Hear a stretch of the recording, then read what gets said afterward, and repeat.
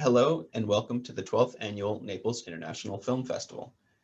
My name is David Filner and I'm the Executive Vice President, Artistic Operations at Artis Naples. And on behalf of everyone at Artis Naples and the Naples International Film Festival, I'd like to thank you for joining us for this very special TalkBack Q&A. We'd also like to thank our TalkBack Q&A sponsors, Stan and Saran Krausar, for their support. Now it's my very great pleasure to introduce the co-director and co-writer of the documentary feature Banksy Most Wanted, Aurélia Rouvier. Aurélia, welcome. Thank you. Hello. Well, thank you so much for joining us. First of all, can you tell us where you're talking to us from? Right now I'm in Fontainebleau. It's a city 1 hour drive from Paris, south of Paris, and it's the beginning of the afternoon. Okay, thank you for joining us. So it was a fascinating film about a fascinating artist. How did you get involved in this project? Did you have a background in the visual arts that brought you to this project? Yes. I have always been interested in visual art. My stories were in art history, and I wanted to be a curator in museums. So that didn't happen, but since I've been working for TV, most of the time I've worked for art programs, reporting on exhibitions for TV magazines, or doing some portraits of artists, or working on series of documentaries on artist duets, or on stories about art theft. So yes, that's my interest in visual art that led me to Banksy. So you were a co-director of the film, and your co-director, Seamus Haley. Mhm. What was it like working with the two of you on this film? How does that actually work in practice to have co-directors? It's a long process. The first step was a project I worked on about anonymity in general in art, not only on Banksy, but on different artists and on writers too, like Romain Gary, Elena Ferrante, on musicians like um, uh, different kind of musicians, Daft Punk, of course. It was more a trend. And if you think of the anonymous movement or the whistleblower or political movement which claims more horizontality, anonymity seems to be on the side of the resistance, and I wanted to question this practice in the art field. And then I realized that Banksy was the perfect character to question all this topic, because he has been anonymous for 25 years. And no one is so famous and yet invisible at the same time. So I decided to focus on Banksy, and then it was the second step of the project, and I worked on with my co-writer and producer Laurent Richard, and we worked on the script together and on the shooting. And then we asked to Seamus to join us, and Seamus is an editor, so he has a very good sense of the rhythm of the music, and he has also a background on skateboarding. So he was very sensitive to the street atmosphere, and we worked together. We thought how we could make exist the streets in the film also. So it was a long process. That's a process, and it was a team film. Yes. Great. You mentioned the anonymity of Banksy, and that's obviously such an important part of who he is. Did you go into the film hoping that you were going to find out who he was to figure it all out? Was that a goal, or was the anonymity actually something that you wanted to protect in a certain way? Yes, it was. We quickly agreed that we didn't want to resolve the mystery. Of course, there is something exciting when you are looking for clues in the trajectory of someone who plays with his mystery. So for the first few minutes or hours, we were very excited, thinking that maybe we will see behind the scene. But then you take time to think, and you just realize that you are looking not a criminal, even if graffiti is illegal, but you are just looking for an artist, and an artist who uses the mask to surprise people, to make some pranks, to criticize the establishment. And so it's not a good reason to uncover someone. So we wanted to preserve. Yeah. So was it normally in a documentary, you have a subject and you get lots of information about that subject, and there's not actually very much that's really about him as a person. It's about sort of this aura of who he is and what he does. Was it difficult from a storytelling perspective to be able to tell the story of someone who you don't know who he is? Mm-hmm. Yes, he doesn't want his private life being told, but not his artistic life. And in the documentary, we talk a lot about his artistic story, from his beginnings in Bristol, or from the transition from the graffitis to the stencil, he first stunts and performances, the stunt he did in Sotheby's. But regarding the private life, we didn't reveal new names or new theories. All the theories have been already outed in the newspaper, but we have never heard the investigator talking about their motivation, about their means, about the way they did the investigation. So that was the point. What that was interesting for us. The difficulty was to convince sometimes people to talk, because it's very people are afraid to be the one who will reveal who he is and to spoil the story. So that was a little difficult. And I think the other thing that was difficult, it's when you have someone who is absent, how to make him present on the screen. So we thought a lot how we could embody him through some silhouettes in the street, or through a subjective point of view of the cameras, or through the testimonies of people who project into him. So yeah, it does feel like he is a character. I mean, a real character in the film, and not just sort of an absence, which you do a great job of that. So congratulations on that. thank you. What do you think it is about Banksy that makes people feel so passionate about him? I mean, there are many artists working today that don't have the intensity of feeling that Banksy creates in so many people.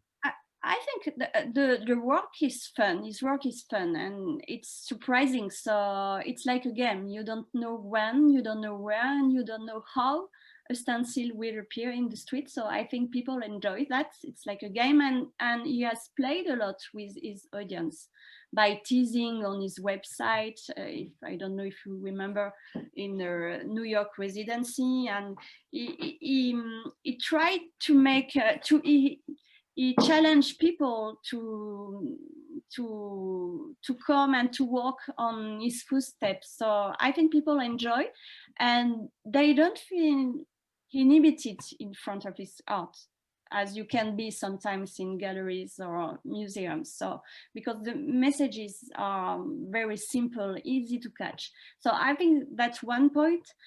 But the reason why they are so passionate, I think, it's because of the anonymity, because he is a white canvas and you can project onto him. And some people, because he doesn't have a face, can identify with him, and some people think he's one of them. He speaks the same language. He speaks about society, about universal values. So I think it's why sometimes they are so passionate when a piece disappears from the street. But on the other hand, you have other people with another story, another projection on him, and they think there is a kind of hypocrisy, because, sorry for the pronunciation, but because he says he's anonymous, but at the same time he wants to attract the media attention. So these people want to challenge him to his own game, and they want to uncover him. So you have these two sides, these two camps. I think because being anonymous, you give more space to people, and you give them the opportunity to choose their side, and to yes, to react differently to your anonymity, and to claim your work for you, or to comment your work for you. So I think that the result of this so passionate debate. So one of the things that you document very well is the way that a lot of third parties kind of have appropriated Banksy's work, whether it's literally cutting off a wall from a building and selling it to other people for financial gain. As a filmmaker, I mean, I assume that you didn't get permission from Banksy to be doing this film or anything like that. Did you want to be careful to make sure that you and your team were not seen sort of in that same way of sort of inappropriately, I don't know if inappropriate is the right word for what others were doing, but to appropriate Banksy and his story? I think he does his art in public places.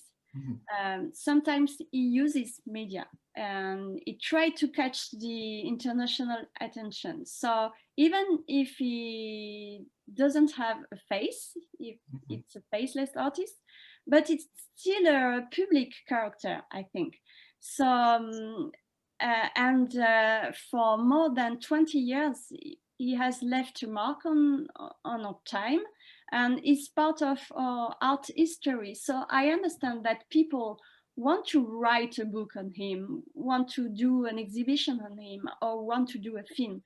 And I think it's good, because if we had only one narrative and his own narrative, it won't be good. I think it's just our freedom of expression, and we can do something on him without his permission, I think. But I hope, yes, I don't feel it.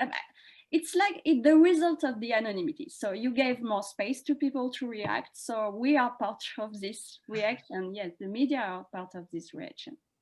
I think, yes. Well, I mean, obviously, I'm not Banksy, but I would imagine that if you'd seen the film, that it is a really nice portrait, and I do think it shares the story in a great way. You spent so much time with so many people around him, people with theories about him.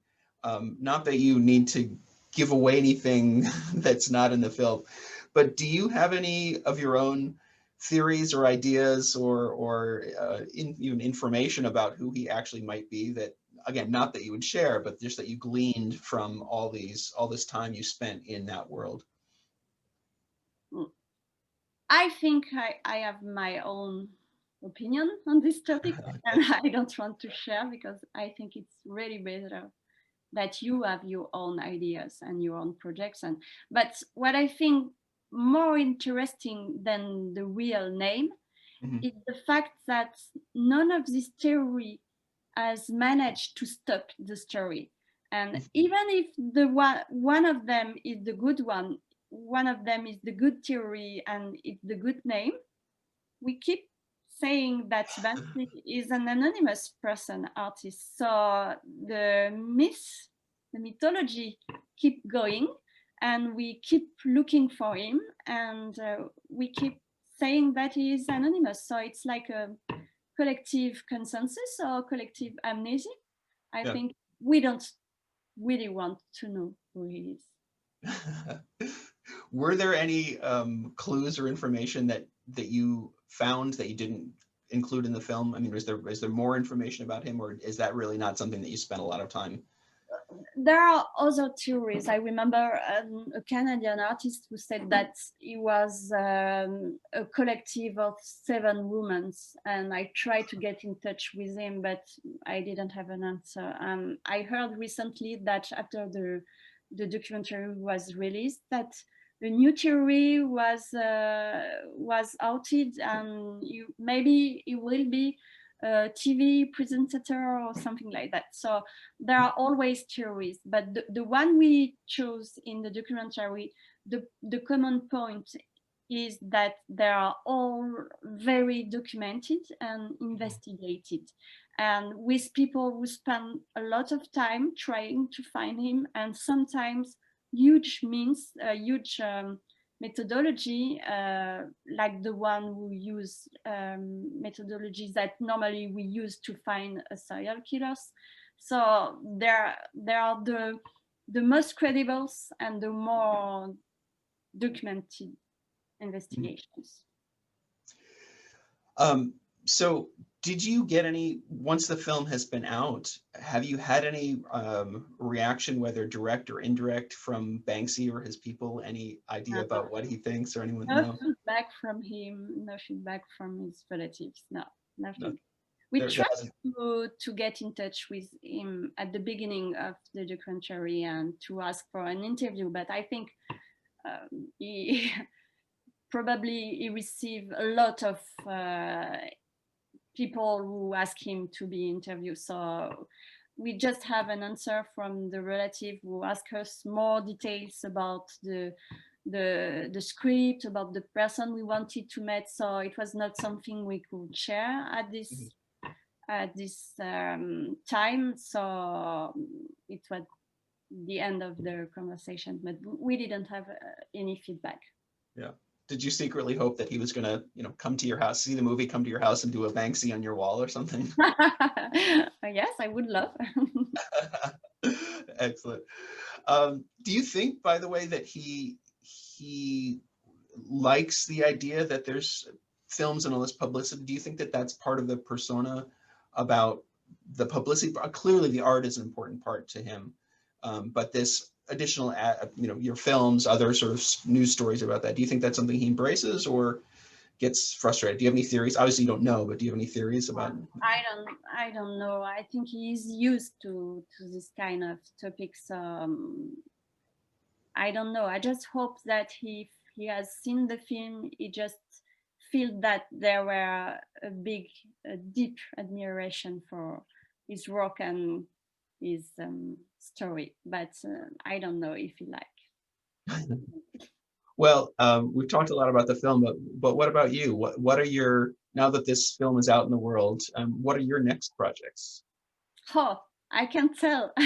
I'm trying to find a new idea, but it's only a project on paper, still on the paper. So I don't know, but I'm still interested in stories, art stories, that tells something about the society, because I think the Banksy myth really resonates very strongly with our time, and that was what was interesting for me, because yes, he's someone, nowadays we are used to see people, to hear people promote themselves and communicate on their private life and storytelling their life, and sometimes it's overwhelming, and you have this guy who don't want to show his face and give his name, and I think it's good. We need this space of projection, a space of freedom. So I think people respect that, and it tells something about the society. It tells something about our need for fiction and for fantasy, and it tells something also about how our society hates the emptiness and tries to find the answer when there is a lack of information. So they try to fill the void that he left. So I think it's interesting. That's all. Well, thank you so much for this film. It really is a fascinating portrait of a fascinating artist, and the way you did it is it's great. So thank you again for spending some time with us, for sharing the film, and we really wish you all the best. Thank you. We'd also like to thank our audiences for watching this, for supporting the Naples International Film Festival, and thanks and have a great evening.